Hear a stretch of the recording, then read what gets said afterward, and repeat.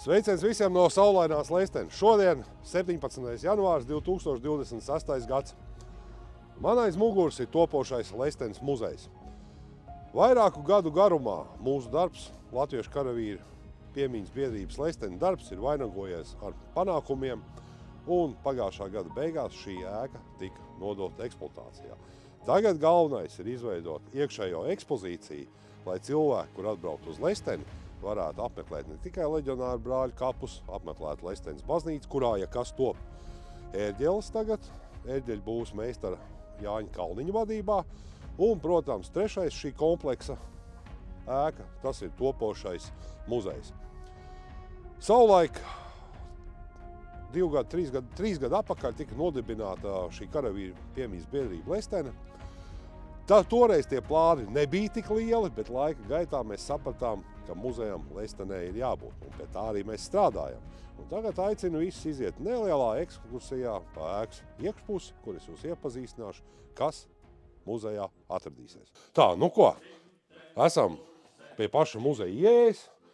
Nedaudz gan pietrūkst tā vecā ēka, kas bija, ja, kur bija kaut kāds siltums no tās. Tagad šī modernā pašlaik man vēl liekas diezgan sveša, bet pieradīsim pie tā. Ejam iekšā ekskursiju. Es pirmoreiz redzēju sauli, pirms es glaudos pie meitenes. Jā, pirms mēs sākam iekšējo ekskursiju, es jau teicu, šis darbs ir pateicoties Latviešu karavīru piemiņas biedrībai Leistenei, kura apvieno vairākas organizācijas.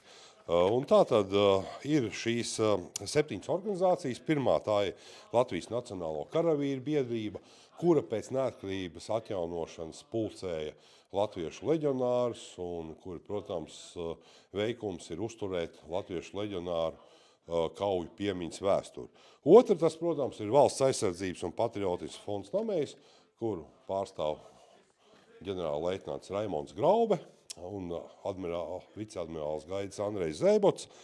Trešā ir Latviešu virsnieku apvienība, kura īstenībā arī sāka šo pirmo ideju par muzeju būvēšanu šeit Leistenē. Tālāk ir Latvijas ģenerāļu klubs, Latvijas evaņģēlijas luteriskā draudze Leistenes, Pasaules brīvo latviešu apvienība un Daugavas vanagu centrālā valde. Tātad šīs 7 organizācijas veido karavīru biedrības Leistene valdi. Nu, iesim tālāk. Ziedoju es, vienam jāmirst, lai dzīvot par 100. Ko mēs šeit redzam? Neiztrūkstošo Leistenes pagasta brāļu kapu Gitu, kas strādā šeit kopš kuriem laikiem jau? No 2001. No 2001. gadā. Būtībā šīs ēkas sirds un dvēseli. Jā. Ja mēs runājam par šo vietu, tad, protams, būs laikam tas office saucamais moderni. Jā. Un, protams, mūsu biedrības galvenais uzdevums ir ne tikai, protams, būvēt šo muzeju, bet apkopot datus par latviešu leģionāriem, par kurzemes kaujām.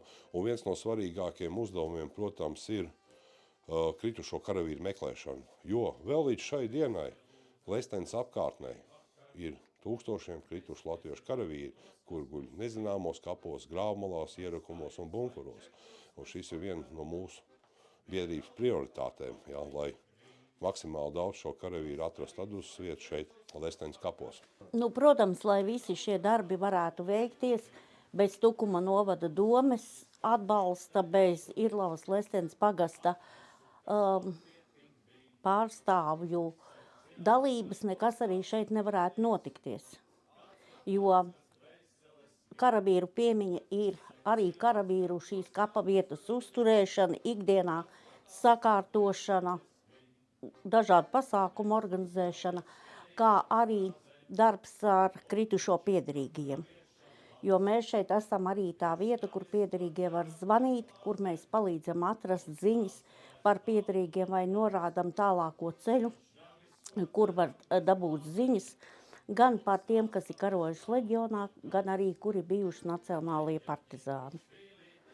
Tāpatās arī patās mēs veidojam tādu lielāku mapi, kurā krājam ziņas par tiem leģionāriem, gaisa spēka izpalīgiem, kuri ir iesaukti tieši no Leistenes pagasta. Savulaik vienīgais informācijas avots par latviešu leģionāru gaitām bija šī 12 sējuma grāmata Latviešu karavīrs 2. pasaules karā. Un 5. grāmata ir taisna par kaujām Kurzemē. Bet Krievijai atverot savus arhīvus izdevās iegūt ļoti lielu materiālu daudzumu ar skatu punktu no sarkanās armijas puses. Jā. Un liekot šos dokumentus kopā, parādās ļoti interesants lietas. Būtībā Kurzemes kaujas var izsekot pa dienām un pat pa stundām. Un šis arī viens būs no uzdevumiem, lai mēs dabūtu objektīvu skatījumu uz to, kas notika šeit 1944. 1945. gados, jā, kad Kurzeme turējās un bija pēdējais placdarms, kas kapitulēja 45. gada 8. maijā.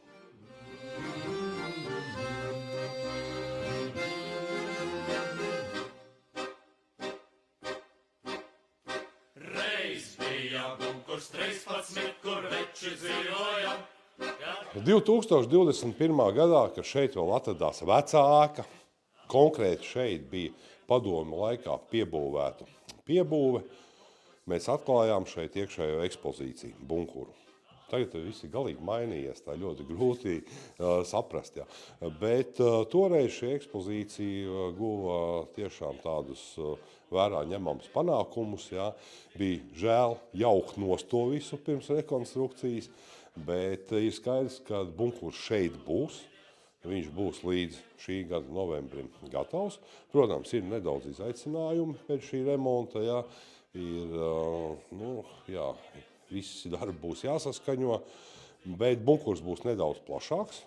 Tā kā cilvēki varēs apmeklēt un redzēt bunkuru iekšekspozīciju, kas ir veidota pēc vienas oriģinālas bildes, kāds tas bija Kurzemes kauju laikā. Protams, nāksies arī ekspozīciju mainīt. Kādreiz latviešu karavīri, latviešu virsnieki, kuri vadīja, komandēja vienības Kurzemes kauju laikā, jā, bija izvietoti uz sienas, tātad piemiņas vieta latviešu virsniekiem.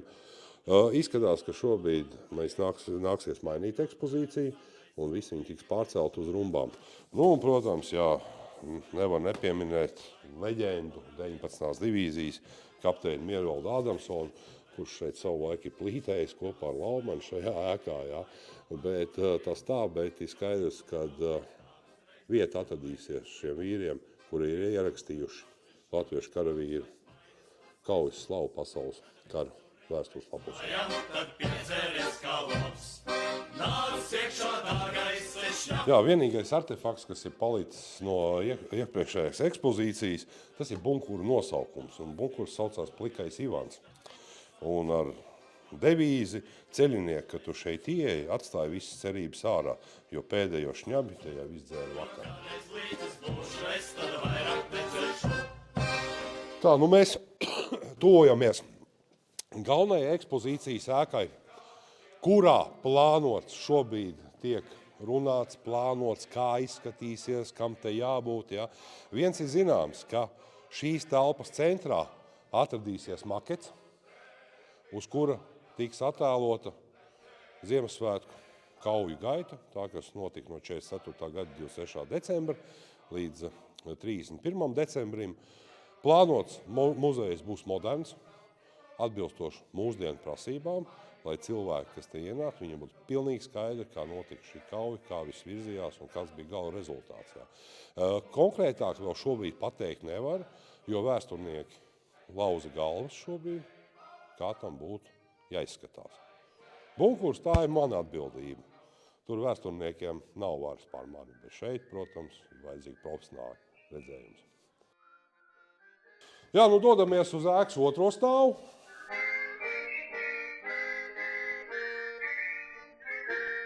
Kur mēs redzam, kur ir konferenču zāle būs, ja, tātad, kur varēs notikt dažādi pasākumi, ekskursijas, tātad viss, kas saistīts ir ar svinīgiem pasākumiem, noteikti šī telpa šeit tiks izmantot. Šeit stūrīts arī atstāts ir man, kur mēs noteikti izveidosim Kurzemes kādas vietas maketu, līdzīgi kā tas bija vēl vecajā muzeja bunkurā.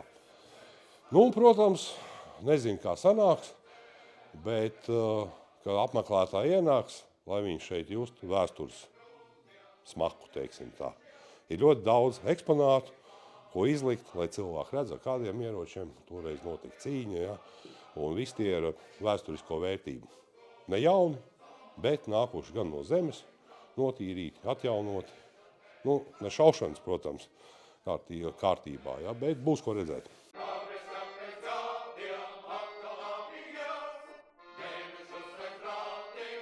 Jā, nu atgādināšu vienīgi to, ka Latvijas laikā šeit bija krogs un arī pienotava, un kara laikā šajā ēkā tika izvietota tā saucamā karavīra kantīna, kur karavīri varēja lauku veikaliņā nopirkt nepieciešamās lietas, nu, un, protams, arī noziedot kārtīgs lapušiem gariem. Bez tā nekāda neviens karš nav izgājis cauri. Tas arī jāņem vērā. Tas, kas aizmugurē, parasti karavīram divas lietas, vismaz no otrā pasaules karā.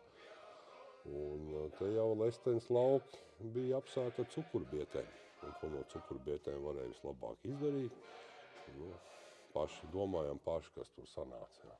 Nu, skaidrs, ka vācieši uzskatīja, ka labs karavīrs, ka tam vajadzīgs divas lietas. Noziedot slāpušiem gariem un iztukšot kuli. Jā. Nē, nu,